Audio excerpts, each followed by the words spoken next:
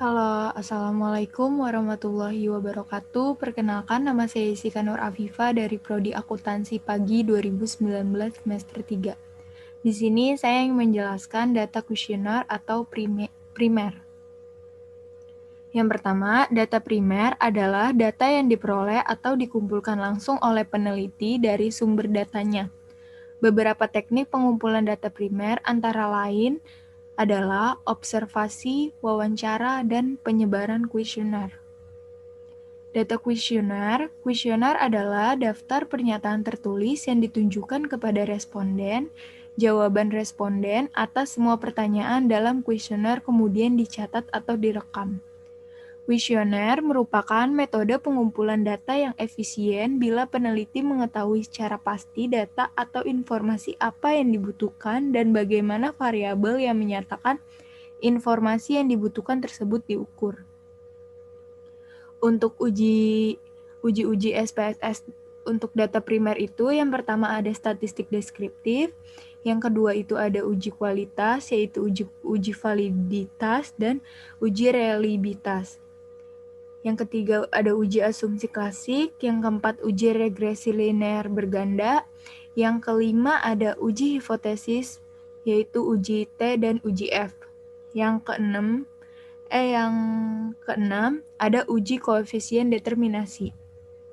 Statistik deskriptif yaitu membahas tentang cara-cara pengumpulan data untuk memperoleh informasi yang berguna dan mudah dipahami. Dengan kata lain, statistik deskriptif adalah penggambaran data yang telah dikumpulkan. Banyak cara yang bisa digunakan untuk menggambarkan data, bisa menggunakan tabel distribusi, grafik, diagram, atau dalam bentuk narasi. Uji kualitas data adalah uji yang disyaratkan dalam penelitian dengan instrumen kuesioner. Tujuannya untuk mengetahui apakah instrumen yang digunakan valid dan reliable sebab kebenaran data yang diolah sangat menentukan kualitas hasil penelitian. Uji validitas merupakan alat uji yang digunakan untuk mengukur keakuratan data yang diteliti. Pengujian dilakukan dengan melihat nilai corrected item total correlation lebih besar dari 0,3, maka item pernyataan tersebut valid pada tabel item total correlation. Yang kedua, uji reliabilitas adalah pengujian yang dilakukan terhadap butir-butir pernyataan dari angket untuk mengukur keandalan atau konsistensi dari instrumen penelitian. Pengujian dilakukan dengan melihat nilai dari Cronbach alpha lebih besar dari 0,6 pada tabel reliability statistik. Langsung aja kita ingin nguji datanya, kita buka SPSS-nya. Di sini udah saya masukin datanya dari Excel seperti yang kayak sebelum video saya yang sebelumnya. Di sini ada name, ada type, ada width, ada decimal, ada label, values, missing, columns, align, measure di variable view. Untuk di data view ada name, gender, kelas, B01 sampai B06, M01 sampai M05, dan W01 sampai W07. Langsung aja kita untuk uji datanya. Yang pertama, klik Analyze, Scale, Reliability Analysis. Yang pertama kita ingin uji dulu nih yang B01 sampai B06. Masukin data-datanya.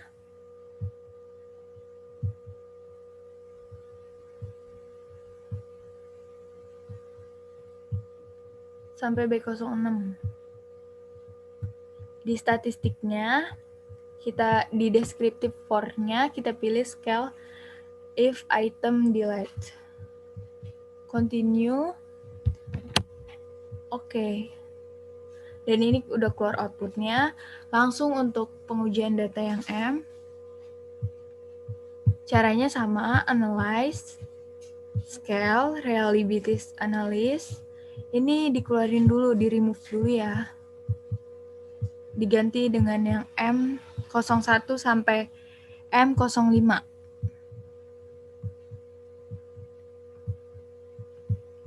Ini kita masukin yang M.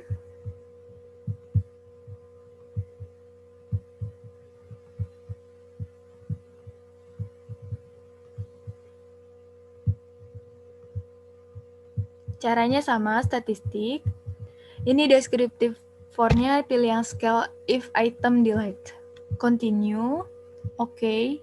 Dan ini keluar outputnya. Untuk data W01 sampai W07 sama. Analyze, scale, reliability analyze. Ini kita remove dulu. Sama seperti sebelumnya.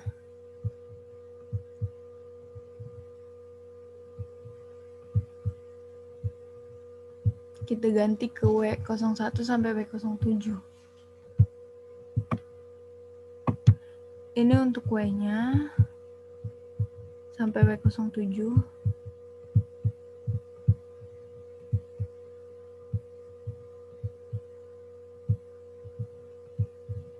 Statistik, deskriptif for-nya pilih yang scale if item delete.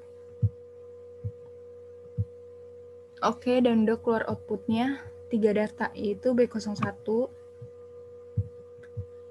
Ini untuk data B01.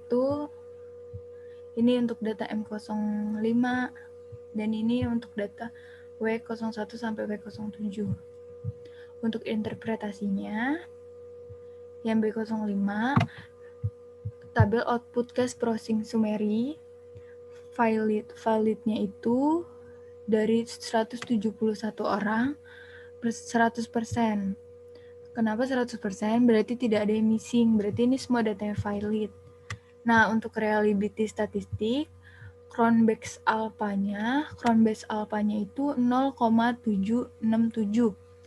Yang berarti pengujiannya ini valid. Kan tadi udah saya jelasin nih. Saya munculin PPT-nya. Nah, pengujian dilakukan dengan melihat nilai Cronbach's alpha jika besar dari 0,6 pada tabel reliability, maka valid. Kan di sini 0,767. Nah, untuk selanjutnya, item total statistiknya, kita lihat yang correct item total correlation. Yang pertama ada 0,617, 0,16, 0,427, dan seterusnya. Nah, sama kayak sebelumnya, untuk pengujian uji validitas, melihat nilai correlation item total correlation, jika lebih besar dari 0,3, maka item pernyataan tersebut valid. Berarti ini valid semua ya untuk data B01 sampai B05. Untuk M01 dan M05, interpretasinya, case processing summary-nya dari 171 orang dan persenannya 100%. Berarti dia valid semuanya, tidak ada yang missing karena 100%.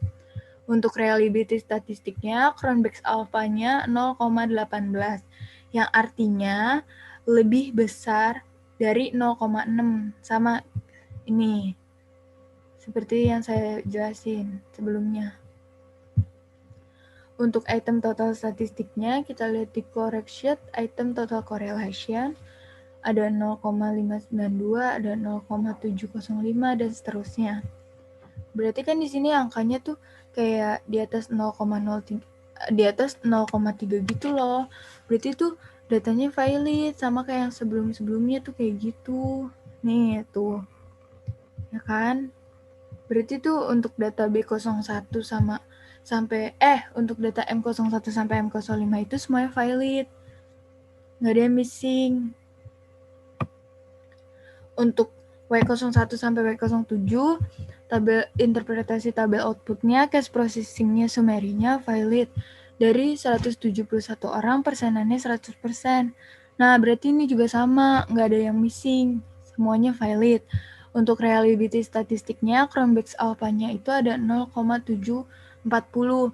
Nah, berarti kan dia lebih gede kan lebih besar dari 0,6 kan, berarti itu valid. Untuk item total statistiknya kita lihat di correlate item total correlation. Nih ada 0,457, 0,531, dan seterusnya. Berarti tuh ini kan di data ini nih, hasil data ini tuh kayak nggak ada yang di bawah 0,3 gitu loh. Jadi tuh ini semua datanya valid karena di atas 0,3. Ini juga nih di atas 0,6, sama penjelasannya seperti yang sebelum-sebelumnya. Itu aja sih, berarti tuh data ini semuanya valid gitu. Bisa untuk ke tahap selanjutnya. Itu aja sih yang mau saya jelasin. Sebelumnya mohon maaf bila ada kesalahan. Wassalamualaikum warahmatullahi wabarakatuh.